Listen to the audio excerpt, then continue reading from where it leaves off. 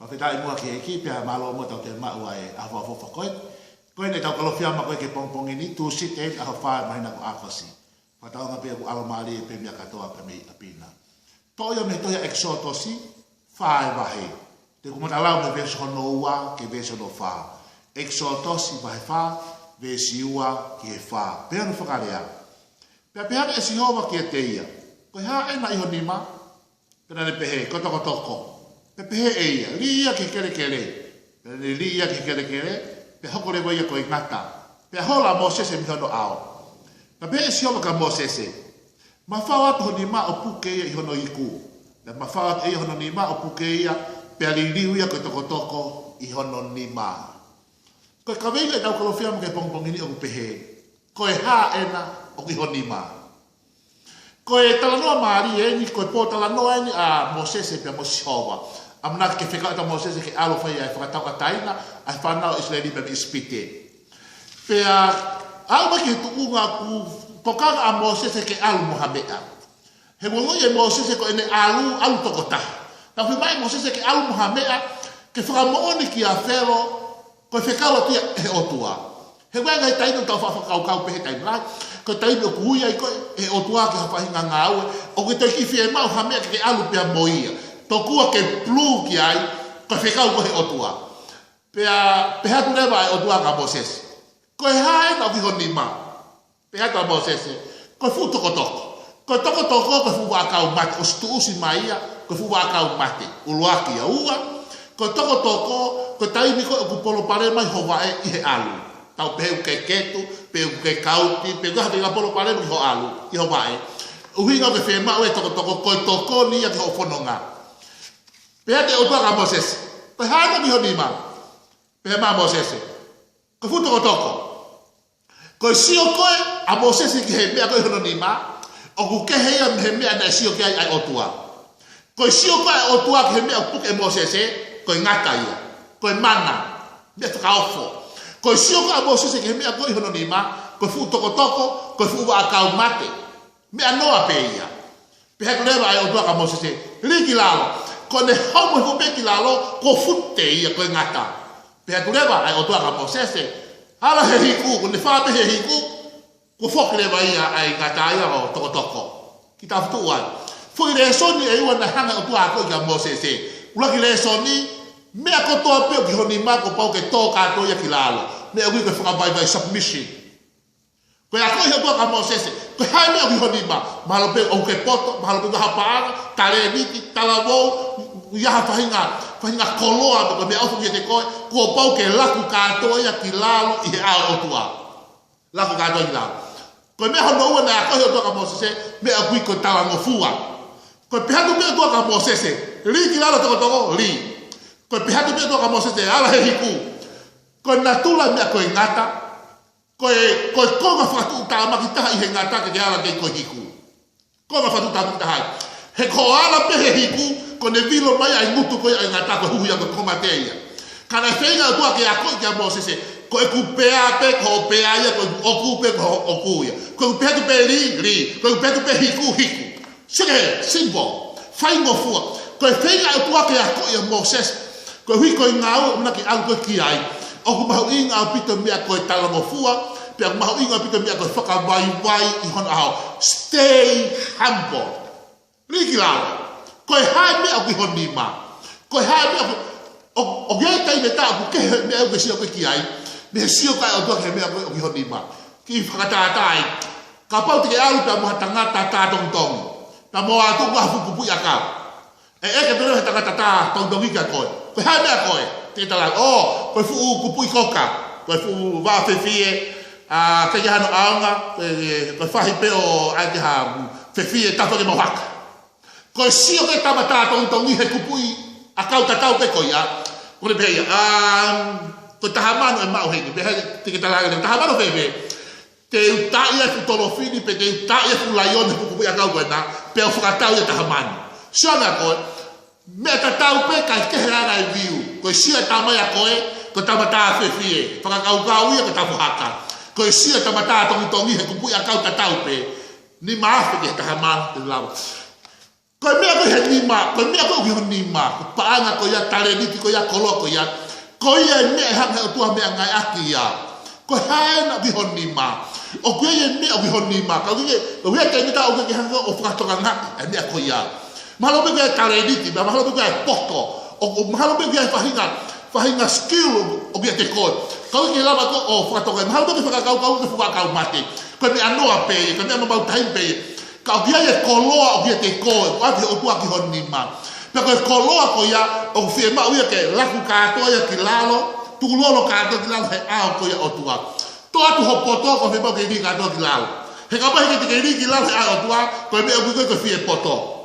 Iri kātoa ki lalo. Kapa o kia hapaaga laku kātoa mai lalo. He koe tō kātoa ia he ao tua, tō atu newe mea whahe eiki. Kapa o te ke puke mea ko ia lahi ai polo palemo tō whitaulaki pia mohe ahoni.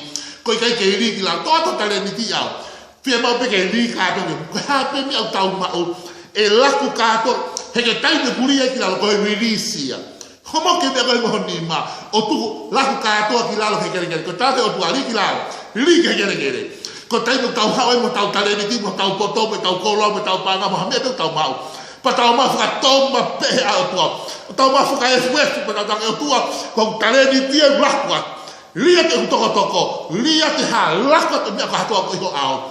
Pa te mau toki siori wa ki he mana. Neke ke iho e mo se ia ko toko ko ia kono ni ma. Uke mana, ka orema pe ko patu ki lau ki kere herea e o tua ke te ia. Ko le toki siori ke pute mai, o hoko i ko ngak. Ko toko ko na to e mo se ko toko ia na alu mo se ki spite. Toko ia na niwa ka tafi nai la toto. Toko na mawaiwa e kahi kula. Toko ne alu ke he makape ha mea bai. Tō ate fu toko ko ia. Pea ka talu me aho ko ia hono hanga tō me ngati toko ko ia. Ko toko ia Moses. Ka talu me ngati o tua he aho ko e ni. Exodus mahanu paa. Tala me tala e Moses ke o tua. E o tua e hoko me fu toko ni ko toko ia au. Ka pa te ela Exodus taha pitu tane e Moses ko ki a siosiwa. Ke whiri ha kautau. Ko ia e alu ia ke tumtume mo ngata mo toko asi hoa. Ko si liriu e Moses ia toko o sai ko hoi de toko ka liriu ke toko ia asi hoa. Falo mai ka tarate de ko. Ko hai me o honi ma ko taimu ke lia ki la lo pe mana pe menga ke o tua. He ka le ke to hoko me ko me. Ka hoko le me ko ia ko me ia asi hoa. O ko le ke to la toko ia asi hoa. Ko me ale ko me ale au. Me ale asi hoa. Ko paanga ia au. Ko paanga asi hoa. Ko tale ni ko tale ni au. Ko tale ni asi hoa. Ko me ko to mi ke la ku la. Pe mana o me mai aki. O strength fear ai ownership. O ka le ke to ko me a. Ko so ka tabu ka ka to me ko ia ko me he o tua. Ko ha me o ni ma he honi. Ko ku tui o ga me ai ni ma to ta ko to ape. Tu fatale ni tia mati wa ni ma. To ta na nge ai ua, to ta na nge ai ni ma, to ta na nge ta. Na ya ha ta ha halata. Na ya de me ai. Ko polo pale ma ko ta ma ne ta ha me ta ia. Ko ua ne ngawe pa ngawe da mo ni ma. Ko to ta ko to ape ga te me ma to. Mahalo be ko ta, mahalo be ko to, mahalo be ko ua, mahalo be ni ma. Ka to ta ko to ape ga ine me o ang he o tua ki ai. Ko ha no ko ni ma. Ta ko me ko ia o fe ma ke tu lo ka to he a o tua. Pea mahu inga ke tala mo fua. Ko ne pea tu pea tu e me ke fai, ke me fai. Ko ne pea pe ko pea ai. O mau ilo alolo e mea ke tau tala ngata. Pea te o tua ka sina ki alki nini veho la ki tasis. Pea na toki whetakai hola kumatagi pea li alki heika al. O se hato. O tau wha alolo a pe tau tolu ke wha tala ngata. Ko nini ve na e tuia i he east, hahake. Ko tasisi na e tuia i he west. Ko opposite a east ko west. Pe hapo ke alge fetu koe, alge fetu koe. Ko me ko ka tala ngata, ko ofai me opposite me me na tala atu. Ko pe hapo ke alki ni nive, alu ko ke fetu ta ko uhinga me ko dia ko tala ngata. Kapau na pe ke alki ni nive, pa ke alki ai. How no me fai mo fo. Pe fai ai kai me ta mo fa ka tane, o tau fa ki fetakai lolo o tua kai la. O ta wa ki takai to, takai fa, takai ni.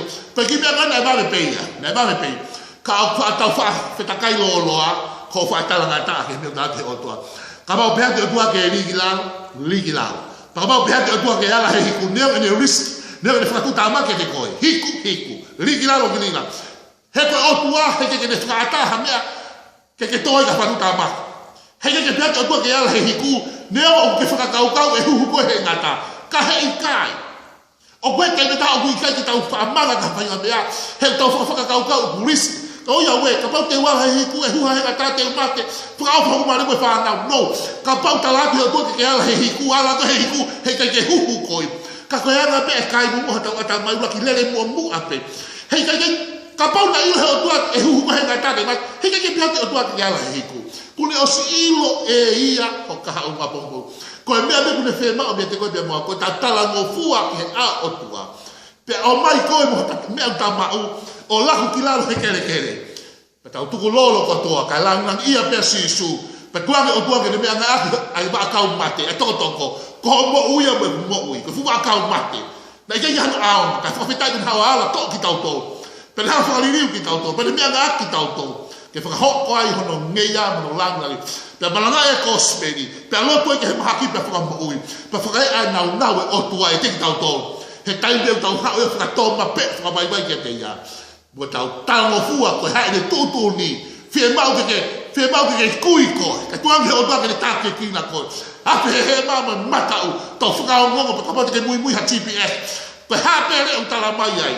Ape he ape na be ape ai pe mui pehere o koia o te ke ilo koe pe tonu koe pe hala kau tonu ke pehe pe tau mui he otua koe tonu a ne tāke kina ki tau tonu me nau he nau koe hae mea o heo nima o whi mahi o tua ke laka doi lalo hono ao te o whi mahi o tua ke hoko toa tahatala ma fuangi ki a te tamai koe ulau kia a whiona tau pe kine toa tahaka toa pehe a koe ma whakamalo a koe leo koe hae mea o tua mau nima a honi tau pe kina ki mau tonu Sisu Christ ko ao. Koe mo whakamoui.